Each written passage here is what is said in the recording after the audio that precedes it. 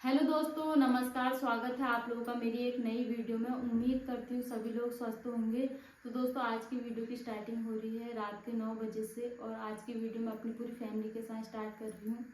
और यहाँ पर आप लोग को वंशु के पापा की कमी दिख रही होगी। तो दोस्तों, आज की वीडियो में वंशु के पापा नहीं आए हैं क्योंकि आज की वीडियो ना बहुत ज़्यादा इमोशनल है और हम लोगों के लिए बहुत ज़्यादा स्पेशल भी है। तो दोस्तों, जो आज की वीडियो है ना, उसमें सच में वंशु के पापा की फीलिंग्स हैं सारी। तो मैं तो चाहती थी कि वो वीडियो बनाए, लेकिन वो मुझे पता है बहुत ज़्यादा इमोशनल है, बात बात में रो जाते हैं, दिखाते नहीं है। मैंने बहुत बार उनको देखा है अकेले में रोते हुए। तो मुझे लगा कि उनकी फीलिंग्स ना मुझे शेयर करनी चाहिए, क्योंकि आप लोग हमारी फैमिली हो, हमसे जुड़े हुए हो, तो हर बात आप जानना चाहते हो। काफ़ी सारे कमेंट में भी बोलते हो कि अपनी फैमिली के बारे में बताया करो। तो दोस्तों, हम लोग ना अपनी लाइफ में बहुत बड़ा कुछ करने जा रहे हैं।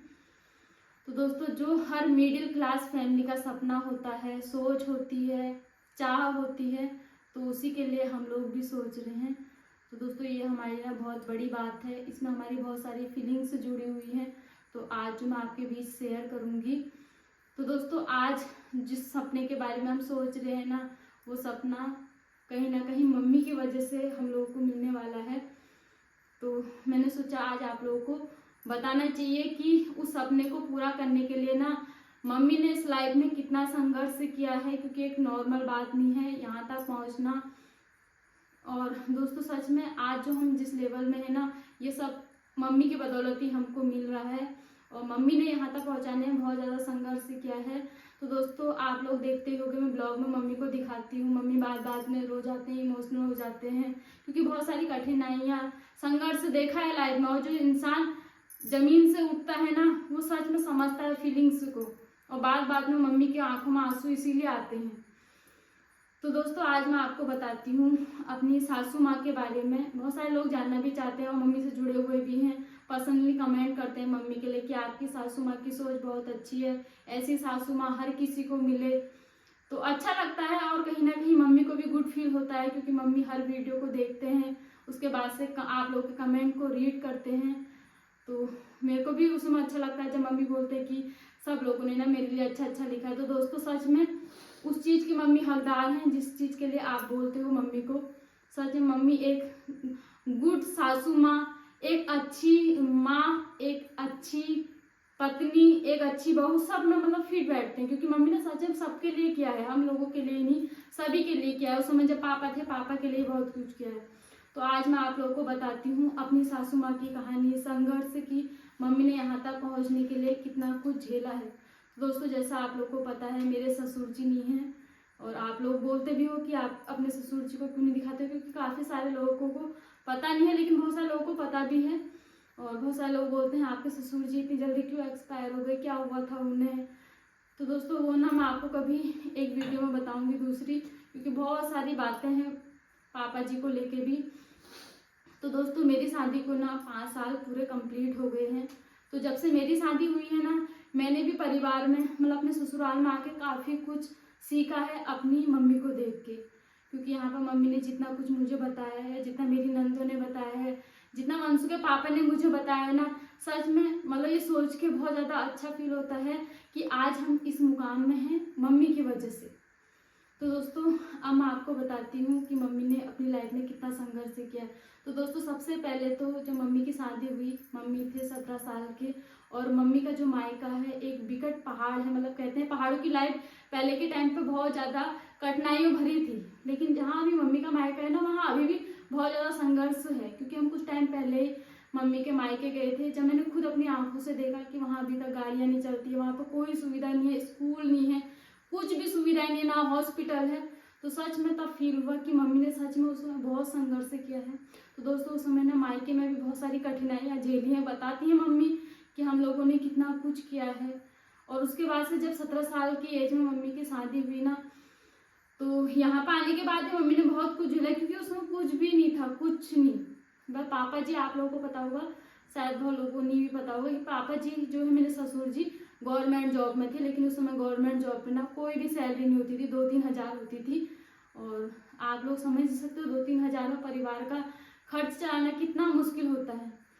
तो जब पापा के साथ मम्मी की शादी हुई ना, उसके बाद मम्मी को बहुत कुछ झेलना पड़ा। पहले तो यहाँ पर जहाँ मेरा ससुराल है यहाँ पर कुछ भी सुविधा नहीं थी, खेती पाती होती नहीं थी क्योंकि गांव में पानी की सुविधा नहीं थी।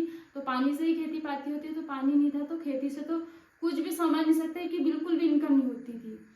उसका पापा की जॉब की वजह से मम्मी ने थोड़ा बहुत घर में किया, बाकी मम्मी ने कभी पापा की जॉब को नहीं देखा। बताते हैं मम्मी कि मैं भी खेती पाती में जाती थी, मैंने जंगल भी गई, मैंने गाय पाली। और दोस्तों 2007 में फिर मेरे ससुर जी एक्सपायर हो गए, क्योंकि तब तक तो पति का साथ था। क्योंकि पति का साथ होता है ना, फिर भी औरत को उतना पता नहीं चलता, चाहे पति कैसा भी हो, क्योंकि भरोसा रहता है कि हाँ मेरा आदमी है, वो कर लेगा, कमा लेगा, जैसे तैसे हमको पाल लेगा। लेकिन जहाँ से पति का साथ छूटता है ना, एक औरत पर दुखों का पहाड़ आ जाता है। और जब ससुर जी एक्सपायर हुए ना, उस समय बहुत ज़्यादा परेशानियां थी, कठिनाइयां थी हमारे गांव में। और मम्मी के सर पे आ गई थी 4 बच्चों की जिम्मेदारी, और बच्चे बहुत छोटे छोटे थे।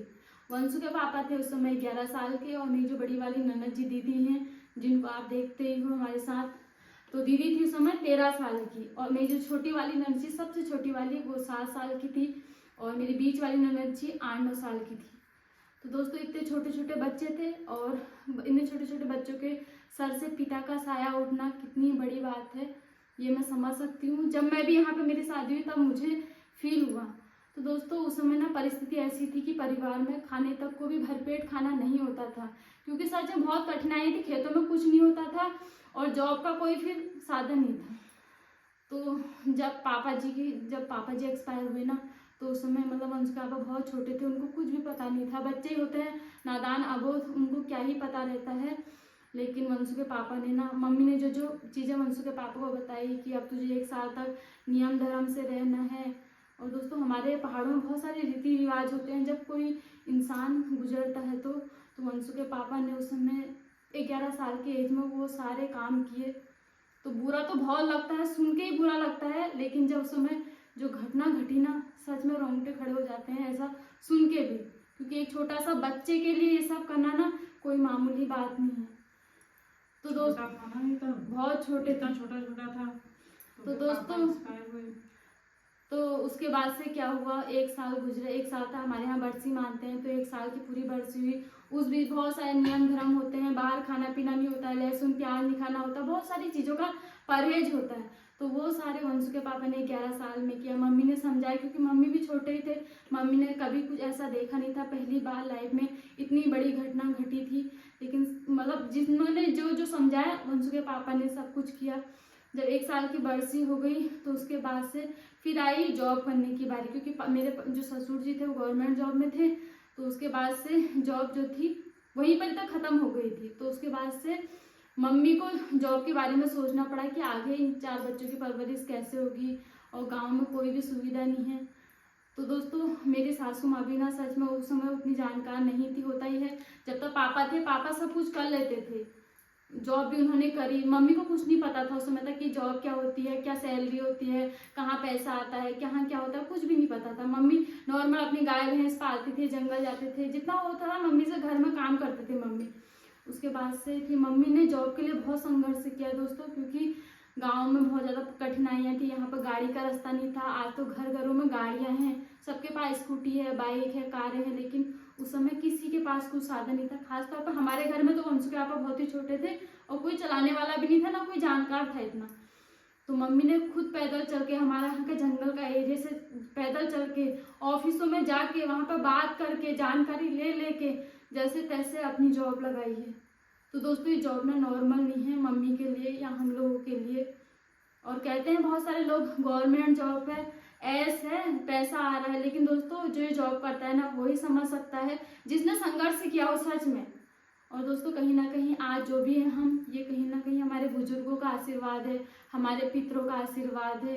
कहते हैं ना घर में अगर बड़े बूढ़ों का आशीर्वाद रहता है तो परिवार हमेशा हंसी खुशी रहता है।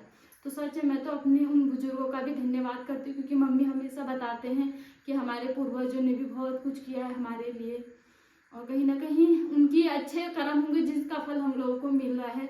और सबसे पहले देवी देवताओं का भी, कि उन्होंने हमेशा आशीर्वाद बनाए रखा। तो दोस्तों जब मम्मी की जॉब लगी ना, उस समय भी मम्मी पैदल जाते थे जंगल के एरिया से जॉब करने के लिए, और सैलरी बहुत कम थी।